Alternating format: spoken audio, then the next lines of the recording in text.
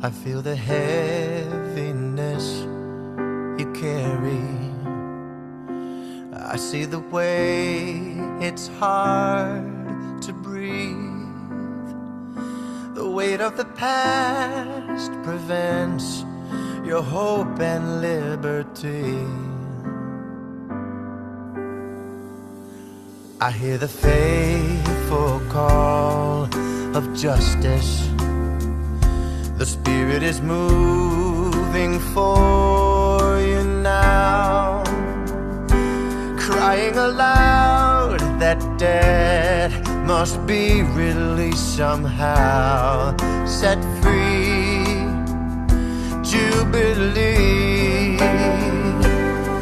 Rejoice, rejoice. May that be the sound of your freedom. Rejoice. The Spirit is on me to join the voice of peace. May captives be released in this year of Jubilee. Jubilee. All of our names have a prayer behind them. All of our voices rise in song. This is a vision that has roots so deep and strong. Set free, jubilee. Rejoice, rejoice. May that be the sound of your freedom. Rejoice. The Spirit is at hand to guide returning land. So on their feet they stand in this year of Jubilee. 100,000 names is a prayer for this day of hope. Rejoice, rejoice. May that be the sound of your freedom. Rejoice. The Spirit is on me to join the voice of peace. May captives be released in this year. The Spirit is on me to join the voice of peace. May captives be released in this year of Jubilee. Jubilee.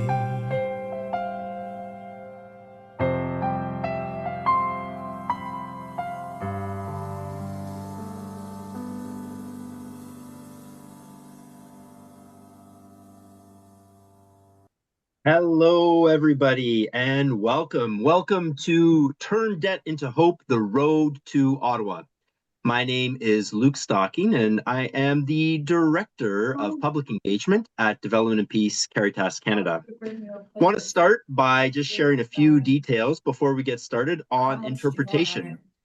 We do have simultaneous interpretation between French and English for our main speakers.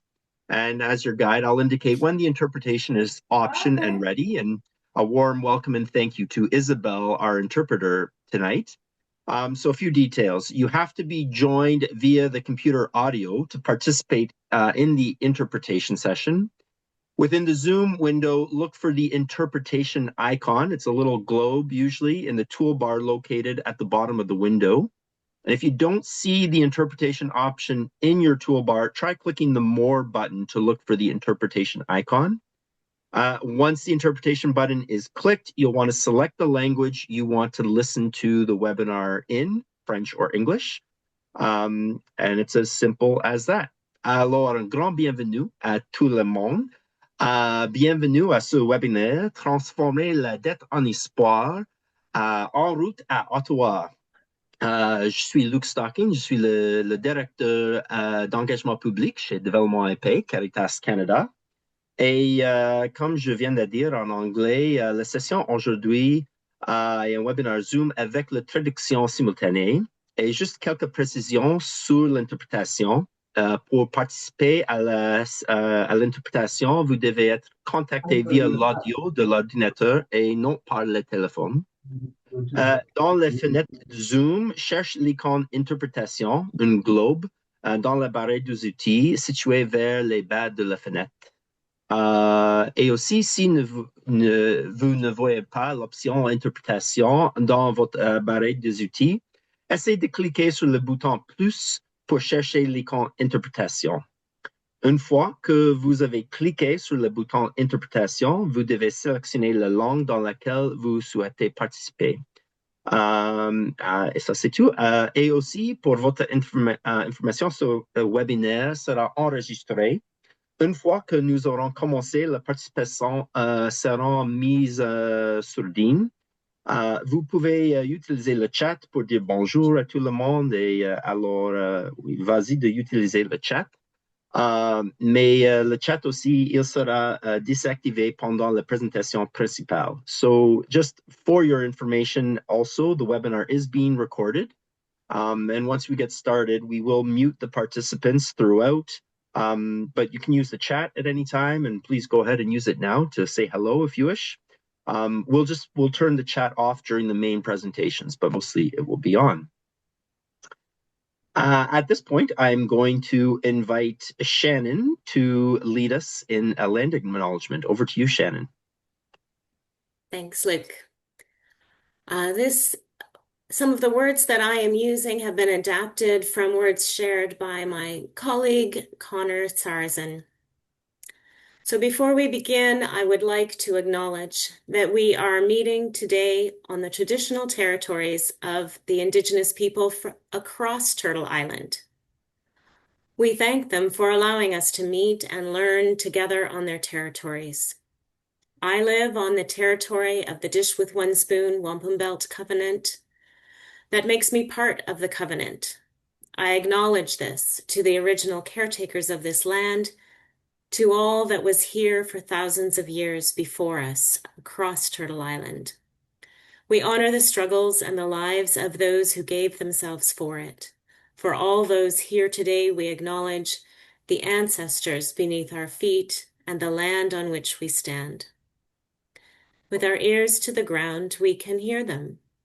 The Cree Nation, the Métis, the Dene, the Anishinaabe, the Dakota and Lakota nations, the Inuit, the Blackfoot, the Innu, and all the nations that came before us, and those yet to come.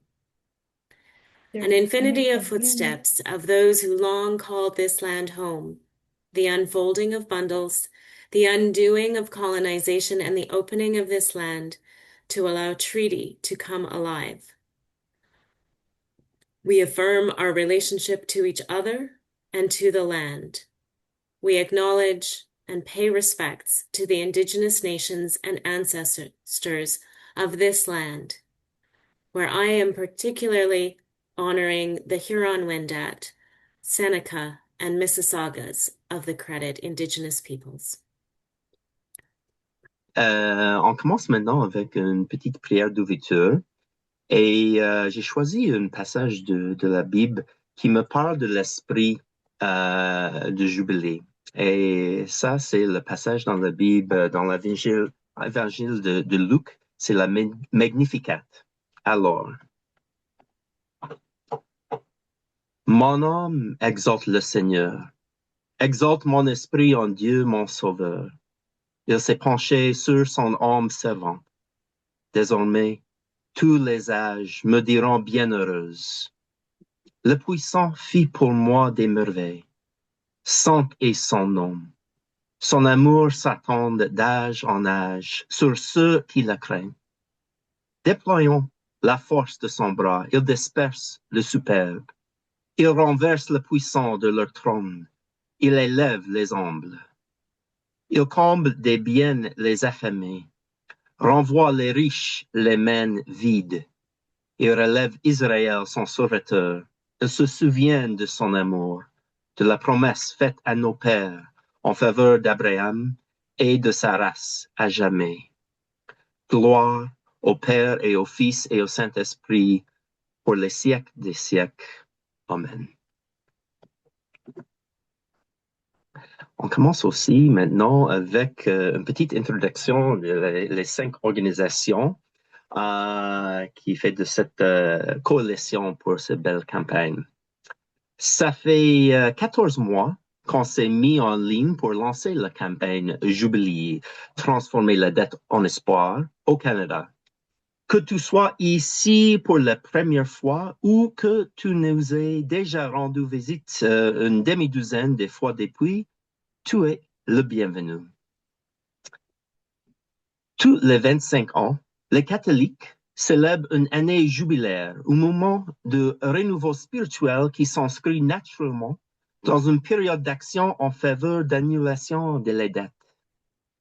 Au sein de la communauté catholique, on a commencé à discuter plus d'un an à l'avance de la manière de profiter de ce moment du calendrier liturgique pour s'engager pleinement en faveur de la justice en matière de dette. La justice en matière de dette est essentielle pour bon nombre de nos partenaires mondiaux et tout progrès que nous pouvons accomplir dans ce sens a un impact direct sur la communauté avec laquelle nous travaillons. Avec le secrétariat international de notre confédération, Caritas, prête à accueillir la campagne internationale, nous avons cherché des partenaires pour la campagne canadienne. KAIROS really had its beginnings in the Millennial Jubilee of 1998 to 2001. 10 coalitions with their overlapping church memberships all supported that phenomenal campaign run by the Canadian Ecumenical Jubilee Initiatives. And in 2001, 25 years ago, those 10 coalitions became KAIROS, Canadian Ecumenical Justice Initiatives. In 2024, a good look at that history and the biblical mandate of Jubilee helped us to see that this campaign, the Jubilee Turn Debt into Hope campaign, touched on all of the KAIROS work areas and is about so much more than debt cancellation. It is about right relationships between people and between people and the land for the flourishing of all life. Council of Churches was a leader in serving as the institutional home for the Millennial Canadian Ecumenical Jubilee Initiative.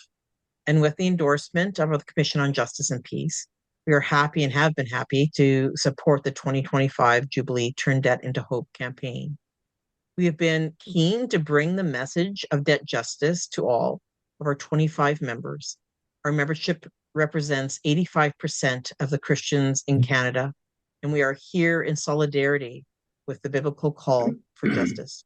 The Office of Religious Congregations for Integral Ecology, ORCE, is where the Catholic religious are working together to increase impact on policy change, seeking a renewed dialogue about how we are shaping the future of our planet.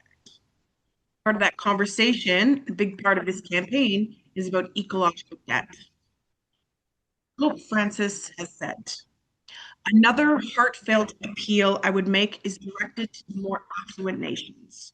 I ask that they acknowledge the gravity of so many of their past decisions and determine to forgive the debts of countries that will never be able to repay them. Together, we are amplifying this call. Citizens for Public Justice, or as many of you know as CPJ, seeks human flourishing and the integrity of creation as our faithful response to God's call for love and justice. We envision a world in which individuals, communities, societal institutions, and governments all contribute to and benefit from the common good. By now, I hope that you all know the calls of the global petition, which are to cancel unjust and unsustainable debt, reform the financial system, and build a debt framework at the UN. But do you know the related asks of the Canadian government? They're as follows.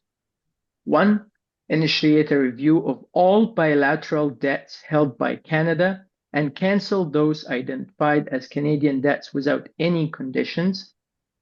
Two, advocate for global financial reform and the UN Framework Convention on Sovereign Debt in multilateral forums like the G7 and G20.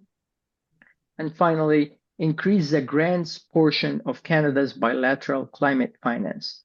And this third ask is particularly important to us at CPJ since we have been advocating for grant-based climate finance for years now, and we've been happy to support this larger coalition to work for fair climate finance in the context of global financial reform. We're going to look a little bit at network engagement. Hearing from these 5 organizations, we have a good reason to celebrate. À l'écoute de ces 5 organisations, nous avons toutes les raisons de nous réjouir. En travaillant main dans la main, nous partageons un objectif commun. Au cœur de la mobilisation, du plaidoyer et de l'engagement de nos membres, nous vivons dans un esprit synodal un appel à partager la vie qui naît lorsque nous reconnaissons le Christ sur les visages de ceux qui souffrent à cause des structures d'injustice. Ce n'est pas une tâche facile. Parler des causes profondes de la dette injuste ou des réformes financières nécessaires pour la transformer en espoir. Nous avons ce soir parmi nous des personnes qui ont osé d'exprimer au sein de leur communauté et recueillir des signatures qui ont contribué à notre total qu'on va voir plus tard. Nous avons Juan Manuel Medina from Montreal, Parish of St. Richards. We have second witness is Mariana Hala Joanna Kate Mariana from Mother Teresa Secondary School in Ontario. And the third witness we have tonight with us is Hélène Papa Thomas. Alors, on va commencer avec Juan Manuel qui va nous parler. On est à l'écoute. Oui, merci beaucoup, Kim. Je pensais à cette campagne, il y a eu quelques difficultés. La première et plus difficile pour moi, ça a été de me convaincre moi-même. Pourquoi est-ce qu'une dette qui a été contractée ne devrait pas être honorée? Et après réflexion et grâce aux formations de développement de paix, je me suis dit, ce n'est pas une dette, c'est un dédommagement parce que les pays les plus endettés, ceux qui ont souffert le plus du changement climatique sont ceux qui en contribuent le moins. Donc, en réalité, en premier lieu, ce n'est pas une dette, c'est un dédommagement. Après, il y a eu la lettre des évêques du Canada qui parlait aussi dans le même sens, c'est-à-dire une dette devrait être honorée d'après l'enseignement de l'Église, mais il y a des dettes injustes, des dettes qui ne devraient pas exister. Je suis d'origine mexicaine et je pensais à un exemple. À une certaine époque au Mexique, les paysans qui travaillaient pour un patron étaient obligés d'acheter dans son magasin. Et donc, son petit salaire, il devait le dépenser dans un magasin extrêmement cher. Donc, il s'était toujours en dette et cette dette était était héritée aux enfants et aux petits-enfants de génération en génération pour toujours. Donc, c'est une dette qui provoque une sorte d'esclavage. Donc, c'est une dette injuste et par conséquent, une dette qui ne devrait pas exister.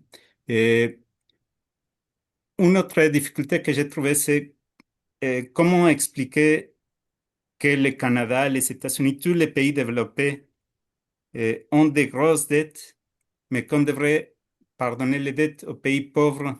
Mais ça a aussi été bien expliqué que une chose, c'est la dette interne qu'un pays contracte auprès de ses propres citoyens et une autre, une dette externe que, pour des raisons qu'on a déjà expliquées, un pays est obligé de contracter. Donc, grâce à ça, je pense que nous avons pu faire une belle campagne. C'est mon témoignage. Merci beaucoup. Merci, Juan Manuel. Et je voulais juste dire que Juan Manuel et moi, on a collaboré pour préparer un petit discours dans les paroisses, qui était vraiment un exercice en imagination pour bien comprendre les nuances les problèmes structurels de la dette. Alors, les prochains témoins, ça va venir de 5 élèves d'une école secondaire de Mother Teresa. C'est Mariana, Ala, Joanna, Kate et Mariana. Bienvenue. On est à l'écoute. Hello, everyone. Thank you so much for having us. We're going to talk a little bit about what this campaign means to us, so we all have a little bit of something to say. So in the fall, I had the privilege of attending the Ontario Conference of Faith Meets Pedagogy. At this conference, I had the opportunity to watch and speak at the Development and Peace presentation about the Turn Debt into Hope campaign. This campaign is so special to me because it has shown me that people do care and that students are passionate and open to change. Sometimes in today's world, it's easy to forget that people still care. It warms my heart to see all these people gathered together fighting for a real cause that impacts so many people. This campaign has inspired me to keep educating myself and others on the influence we have. Even if our actions seem little, they can make the biggest impact. Hi everyone, my name is Joanna, and I'm so happy to share with you all my experiences with the Transforming Debt into Hope Autumn 2025 campaign. Alongside advocating the campaign with my peers to our school and community, I was involved with the Development and Peace Club's many events to promote the campaign, such as our Women's Day bake sale and our swap party used item exchange. To me, this campaign revealed the power of the community on a mission. Every cookie we sold and every hoodie we exchanged for a t-shirt was a statement, was a protest, that we refuse to accept a world where debt and injustice continue to leave marginalized populations in vulnerable situations. This campaign reminded me that there is hope in all of us, and when someone lights a match through action, that hope is rekindled. I hope moving forward, we can continue to keep this beacon of change alive. Hello everyone, my name is Hala, and I was actively involved in the Turn Debt into Hope Lent campaign by helping raise awareness and encouraging others to support the cause. I played a major role in creating the posters and making sure that they were clear and visually engaging, and effectively explained why debt relief for poorer countries is so important. This helped grab people's attention and made the message much easier to understand.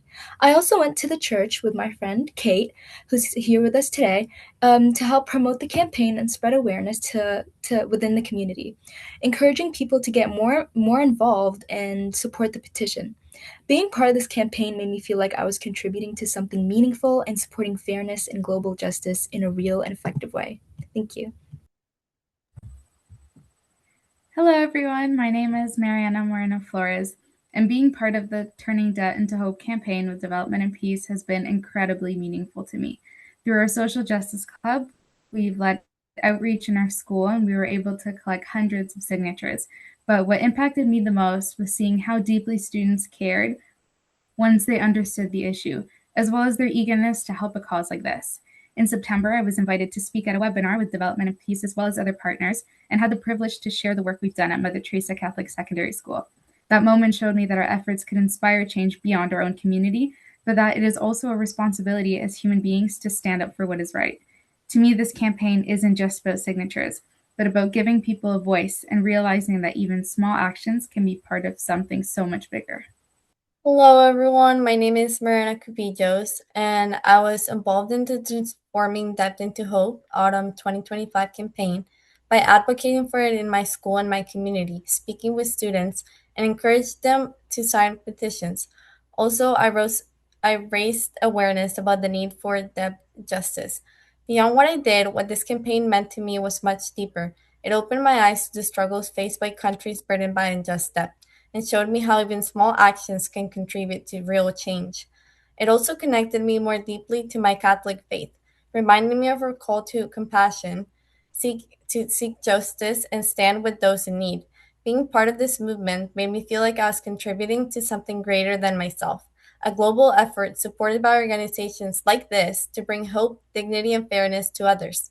To me, it was a step forward in the right direction, allowing me to live out my Catholic graduate values in solidarity with like-minded individuals and be a part of meaningful change. Bravo tout le monde, merci. C'était très, très pensif. Vous avez vraiment pensé beaucoup plus que juste ramasser des signatures. Alors, merci d'avoir partagé avec nous et félicitations. Alors, I'm going to invite the last witness for tonight. Her name is Hélène Papla-Thomas, and she's from Laval, from la paroisse Sainte-Rose. Bonsoir tout le monde. Alors, Hélène Papatoma, je suis très contente d'être ici avec vous. Ça fait une dizaine d'années que je fais partie de Développement et Paix en tant que représentante à la paroisse Sainte-Rose de Lima de Laval. Je participe aux campagnes, donc chaque année, campagne d'automne, la campagne de carême de partage et également la campagne de collecte de fonds par la vente de fromage à Noël. Alors, la campagne Transformer la dette en espoir, d'abord, j'ignorais ça, moi, que l'Église catholique remettait les dettes, donc ça m'a touché énormément. Et c'est ce qui m'a motivé à rencontrer notre député fédéral. Moi, j'habite la circonscription de Marc-Aurèle Fortin. Alors, j'ai une autre amie de Développement et Paix qui habite également la circonscription, qui est au sein de Développement et Paix également depuis une dizaine d'années. Et pour elle, développement et paix, c'est la réponse à tout. Donc, elle se nomme Carole Roberge. Alors, on a rencontré Carlos Letao et on lui a posé 3 questions. Alors, à la question, comment pouvez-vous nous aider à mettre en place un examen de toutes les dettes bilatérales détenues par le Canada, identifier celles qui sont insoutenables et les éliminer sans condition. Alors, il m'a répondu que le Canada n'avait presque pas de dette bilatérale actuellement, contrairement à celle du Jubilé 2000, parce que présentement, la condition géopolitique était extrêmement différente. Donc, à la deuxième question, on lui a demandé, bon, comment pouvez-vous nous aider à plaider pour une réforme financière mondiale avec une convention cadre de l'ONU? Et il a répondu à l'intérieur des forums multilatéraux G7, G20, FMI, Banque mondiale, il nous a répondu que la seule personne qui pouvait vraiment mettre en place une politique viable était Monsieur Antonio Gutiérrez, mais son mandat se terminait au 31 décembre 2026. Donc, il nous a parlé de Madame Michelle Bachelet, mais qui a été démise par le président en mars 2026. Il nous a surtout parlé de Virginia Gamba. Il y a aussi Rebecca Greenspan, ancienne vice-présidente du Costa Rica, qui pourrait remplir ce rôle archi important à l'ONU. À la troisième question, augmenter la part des subventions dans le financement bilatéral du Canada pour le climat à un minimum de 60%. Et à veiller à ce que les subventions soient utilisées pour faire face aux pertes et aux dommages. Il a mentionné qu'il donnait principalement aux organismes qui s'occupaient de situations d'urgence dans les pays, par exemple les inondations, les tremblements de terre, etc. Donc, pour ce qui est de sa présence sur la colline parlementaire, il n'a pas fermé la porte, mais il y avait quand même là des obligations. Donc, c'est à suivre. En ce qui concerne la coupure d'aide internationale, humanitaire internationale, il nous encourage, c'est-à-dire que là, c'est ça, c'est des fonds pour l'urgence. Pour la remise des fonds au budget, il nous encourage à le faire en mai. Parce que le comité de consultation budgétaire est en amont évidemment pour le budget 2026-27. Donc, ça aura lieu à l'automne, nous encourage à déposer en mai. Et il a dit que les organismes développement et paix et tous les organismes qui agissaient dans le sens de rendre autonomes, donner des outils, les aider à se défendre, que ces organismes-là, leur enveloppe serait reconduite et qu'il n'y aurait pas de coupure. Alors voilà, donc en 2027. Donc j'espère que ces choses-là vont se réaliser concrètement, mais en tout cas, on a fait notre possible et puis je pense que la rencontre est porteuse. Merci beaucoup. Merci, Hélène. Très intéressant.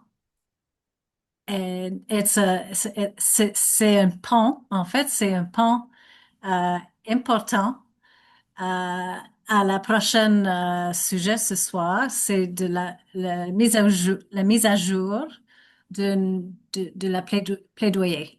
Yes, hello. Thank you so much, Kim. Yes, thank you so much, everybody. That was a really hard act to follow, but I hope that you find what I have to report rather inspiring because a lot has been happening on the advocacy front. My name is Cheryl McNamara, and I work with KAIROS Canada, and I'm helping to facilitate the advocacy part of Turn Debt into Hope. So, way back in 2025, the Turn Debt into Hope Coalition raised its voice boldly for debt justice. Together, church and Christian leaders across Canada sent letters to the Minister of Finance and the Prime Minister urging action for countries facing unjust debt. And that same year, our members brought this call into national and global advocacy spaces. Through the Civil Society 7 and the Women's 7 processes, our recommendations on debt justice were included in communiques presented to the G7 Sherpa ahead of the summit, the G7 summit in Alberta. And across the country, people like you helped collect tens of thousands of signatures for the Global Turn Debt into Hope petition. These signatures did more than show support. They helped educate Canadians about the sovereign debt crisis and its deep connection to ecological debt. Thank you. In 2026, we took the next step. We launched a campaign to engage members of Parliament directly and put the sovereign debt crisis firmly on their radar. That has included meetings with members of Parliament on an online letter writing campaign that you're going to learn about in a few minutes, and a parliamentary paper petition. Already, more than 15 meetings with members of Parliament have happened, with several more scheduled. We've had productive and encouraging conversations, as you heard, with MPs whose portfolios are especially relevant to this issue.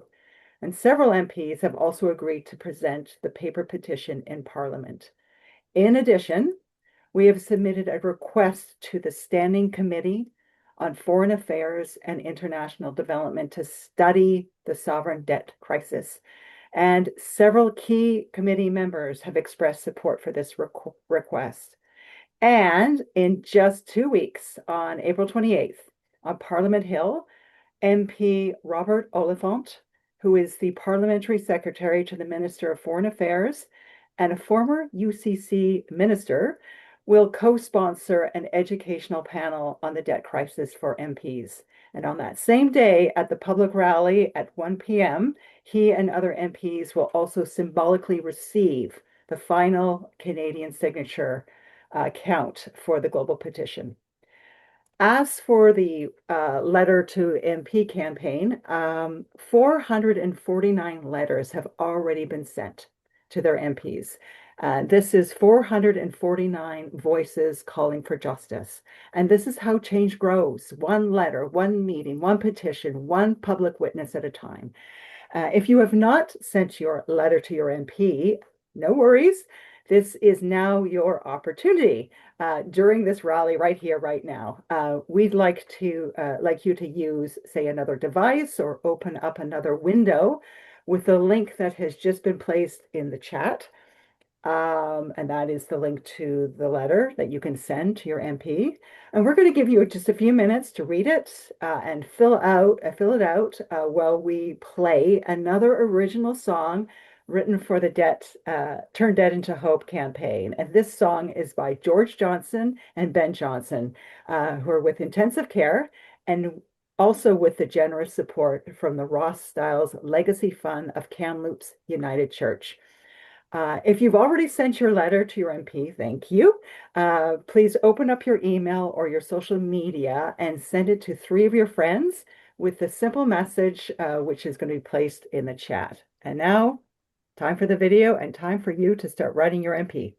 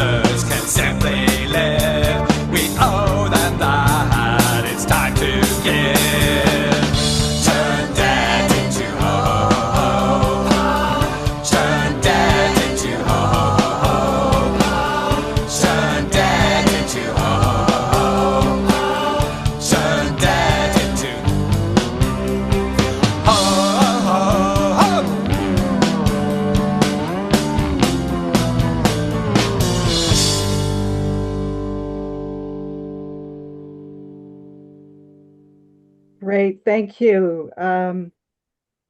And a huge thanks to George and Ben for that wonderful song and the music video that they provided. Huge shout out to them. And for all of you, thank you for sending a letter to your MP. I noticed that last check, about 10 have already signed and it's growing, so thank you so much. And with your help, we are really building momentum for Canada to play a meaningful role in advancing sovereign debt justice. So thank you so much for helping us to turn debt into hope. Kim, back to you. You know, the Canadian network is not alone in this work. Throughout this campaign and even before it, we've been collaborating with people around the world. So Kim and Beth are going to share a few connections. Merci. Et je pense que je veux cette chanson pour toutes les pétitions, les lettres que j'envoie. J'aimerais bien entendre la chanson derrière moi. Merci beaucoup. Alors, les connexions mondiales. Un examen de notre présence mondiale dans le cadre de la campagne Transformer la dette en espoir met en lumière certains aspects de nos exigences, nos demandes en matière de la justice économique. Pour transformer la finance mondiale, nous avons besoin d'un espace où tous les pays sont invités à la table et sont sur un pied d'égalité.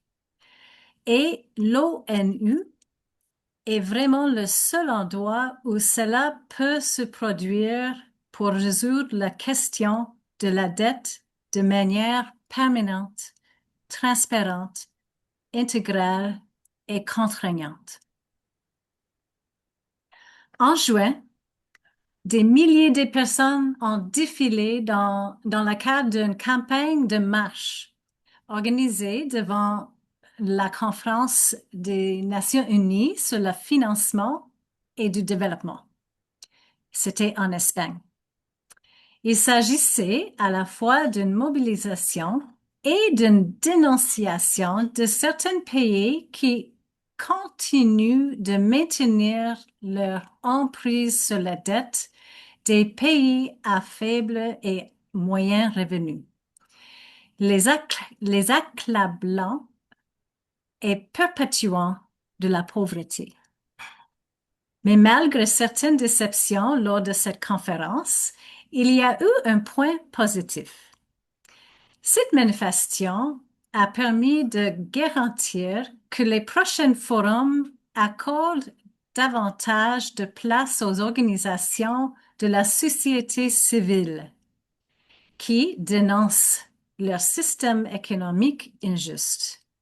Cet événement a mis en évidence le profond désir de la société civile de faire entendre sa voix au milieu de dizaines de milliers de délégués du secteur privé prenant des solutions fondées sur le marché pour résoudre la question de la dette. One of my favorite images of the global campaign was an image of advocacy officers of Caritas Internationalis meeting with the president of the World Bank and also the managing director of the International Monetary Fund. I thought to myself, what good could happen in this kind of meeting? And in this meeting, we asked that the cost of servicing debt could be brought lower. So those payments, those regular payments towards debt could be below 10% of a particular country's revenue from their gross domestic product, below 10%. This would go a long way to help countries, for example, like Ethiopia, with a whopping 44% of debt payments eating up their revenue from their agricultural products produced. Thank you, Kim. Those are some wonderful moments, and there's been so many moments over the last year where debt justice brought communities together, showing the power of grassroots action to demand change. And we saw that in the streets at the G7 rally in Calgary, during the Relay of Hope across the country and in other countries worldwide. and in some of the events that Kim mentioned in Spain. Public pressure and moral clarity from advocates and faith leaders has helped open political spaces for change. As Kim mentioned, the fourth International Conference on Financing for Development didn't show maybe quick enough progress, but really governments there acknowledged the scale of the debt crisis, and there was a call for reform. In July, Catholic bishops, this is something that Juan mentioned earlier, the Catholic bishops in the Global South released a call for climate justice and our common home, urging the Global North to pay its social and ecological debts. At the Africa Climate Summit in September, faith leaders came together to declare that debt relief is not just economic policy, it is a moral imperative for climate justice. At the end of October, Scottish Parliament announced its support of the Turn Debt into Hope campaign, and the First Minister of Scotland stated, "In the face of global debt injustice, I am convinced that Scotland must continue to lead with compassion and conviction." This momentum was carried into the global decision-making spaces in November, like the G20 and at COP30, where the Turn Debt into Hope campaign handed over the global petition signatures to the president of COP30, bringing the voices of communities, bringing your voices worldwide into the heart of climate negotiations. At the African Union in February, Italian Prime Minister Giorgia Meloni put forward Italy's proposal for climate-related debt suspension for African countries, showing that solutions movements have long called for are gaining traction. Canada, too, is building these clauses into new bilateral loans and has been encouraging its G7 partners to adopt them. Now, we can be honest with ourselves and kind of notice that progress can feel slow. And we are still waiting for deep systemic changes needed to truly transform the global debt system. But these things that we've mentioned tonight, this is real momentum. Step by step, voice by voice, pressure is building from grassroots movements to global institutions. And together we are moving closer to a world where countries can invest in people and planet, not just in debt payments. Thanks, Beth and Kim. The MP meetings, the potential standing committee debrief, the conversations with Finance Canada, it all started with a petition. The largest single petition KAIROS has hosted this decade. Now, do you want to know how big it has grown? At the end of 2025, the year closed with 56,000 signatures. Was that all? By the end of January, there were 64,000 signatures. By the end of March, actually early March already, we had 67,000 signatures for Hope. And today, still growing, there are 70,527 signatures for Turn Debt into Hope. I think that's reason for applause. 70,527 signatures and still climbing. That's fully 1/3, 33% of the global petitions to date. Not too bad for a country whose population is 0.5% of the world's. And then there are the MP letters that have risen too while we were talking. Do you remember what Cheryl said? 449. And now I'm seeing 478. Thank you so much for adding those letters to our campaign and sending them off to your MPs. And so we are going to have these online signatures and letters growing for another week yet. But take note, now is the moment to send in your global paper petitions. You can mail them or you can email paper petitions so that they arrive at Development and Peace or KAIROS by Monday, hopefully. So if you're going to do it by Canada Post, get it done tomorrow. We want to see those petitions so that we can count them all up and have them ready for when we go to Ottawa at the end of the month. So I want to give you a little picture. Just make sure that those instructions for Ottawa, excellent. For the petitions, check the chat if you need a reminder as to where those paper petitions need to go. We'll be watching for them. Now I want to give you a little picture of what will be happening in Ottawa at the end of the month. On April 27th, your faithful ambassadors will roll into Ottawa in trains and cars and gather at St. Peter's Lutheran Church by mid-afternoon. There, we will finish a couple dozen piggy banks. I know that in June at the People's Forum, you were probably seeing all kinds of pictures of piggy banks as piñatas. This time we'll use them a little differently as we show the scales of justice on Parliament Hill. So the Monday before, we'll finish up our piggy banks. We'll create some handheld signs. We'll combine our petition boxes and decorate them with the final numbers. You watch and see if it's bigger than what I just said, 70,527. And then Tuesday, we head to Parliament Hill. The wisdom of the House says that the time to talk to the MPs is 9 a.m. in the morning. So that is when our panel of experts from our coalition will be lining up to present to the hopefully bright-eyed MPs. So they'll have an hour to be able to lay out the case of Turn Debt into Hope.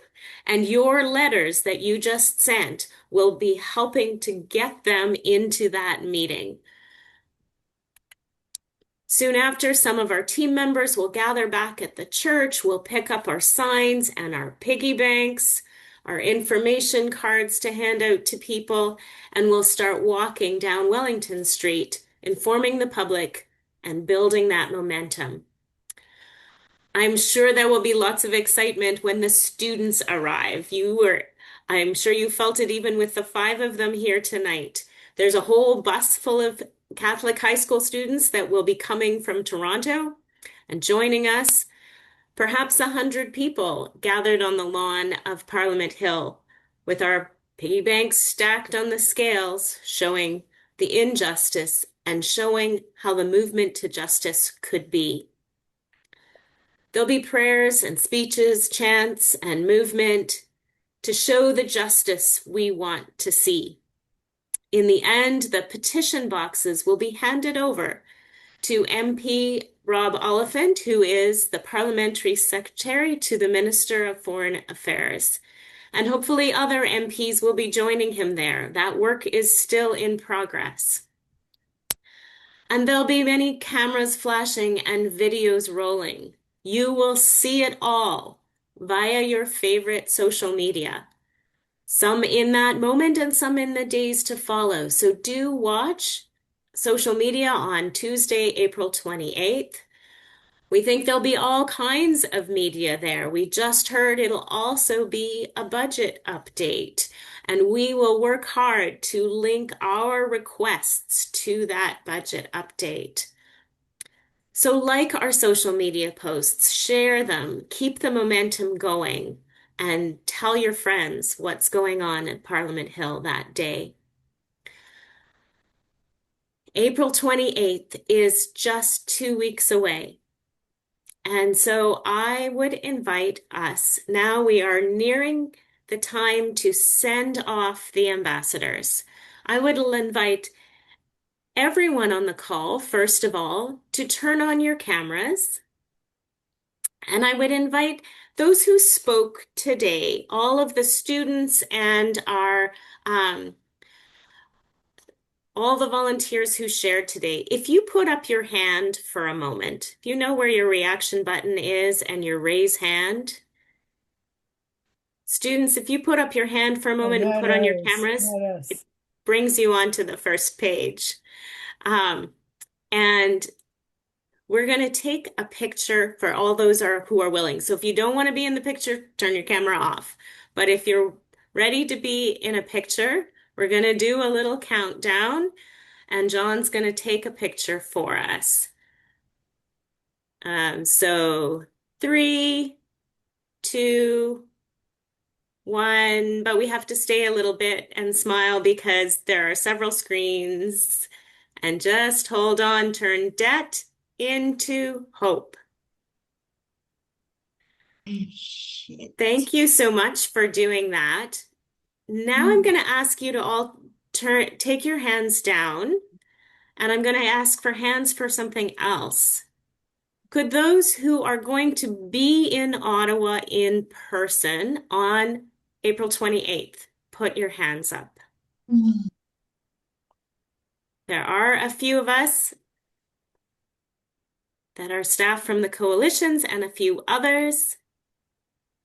And so, everyone, I would invite you to hold us in your prayers and to think about the message that you would like to send to Ottawa through this group of people. And so I'd invite you to put a word in the chat. If you put just 1 or 2 words, we will make a word cloud out of them. If you want to put in a sentence or more, that's good too, and we will read them and we will save them. And so, what is your word of encouragement to those who are going to be in Ottawa, or a word that encapsulates what this campaign means to you? So I see we had one already, just peace. Excellent. Breakthrough. What is your word that encapsulates this campaign to you? While you are thinking of your word or your thought that you want to share with the group, I also want to give a shout out to the endorsers of this campaign. At the beginning of the session, you heard about the 5 core organizations who have been really organizing all the work of the campaign over 16 months. But I'd also like you to recognize all of these endorsers. So check it out. All of these different organizations are helping us to share the word about Turn Debt into Hope. If you're part of them, if you know them, give them a thanks, give them a like on social media, and share the news.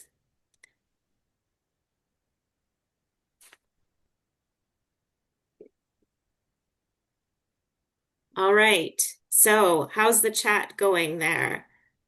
We are just about ready for the closing prayer.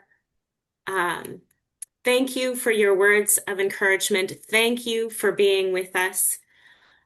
And now I will turn it over to Tanya, the Executive Director at KAIROS, to give us a closing prayer that has been used throughout this campaign.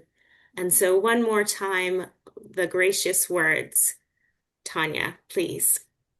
Thanks so much, Shannon, and thanks so much to everyone for being here. It's really quite inspiring to see how many of you showed up this evening to support us. So thank you. And thanks to all of the people who've been coordinating this work. It is not a small effort. And so I'm very, very grateful. And now to close us out, a prayer. Loving and gracious God, help us understand that we have the power and the duty to act against the injustices that bind people in poverty and debt. Grant us the courage to challenge the structures that perpetuate these conditions and the strength to work tirelessly for a world where every person can achieve their full potential. Inspire our hearts with your compassion and justice. Empower us to be bearers of hope and agents of change. Together, may we help bring forth solutions rooted in fairness and equity, economic systems that uplift and create hope for the downtrodden, and a future where every nation can walk the path of sustainable development, free from the burdens of debt. May we be instruments of your peace, secure in the faith that through our collective effort, poverty can be overcome. Amen.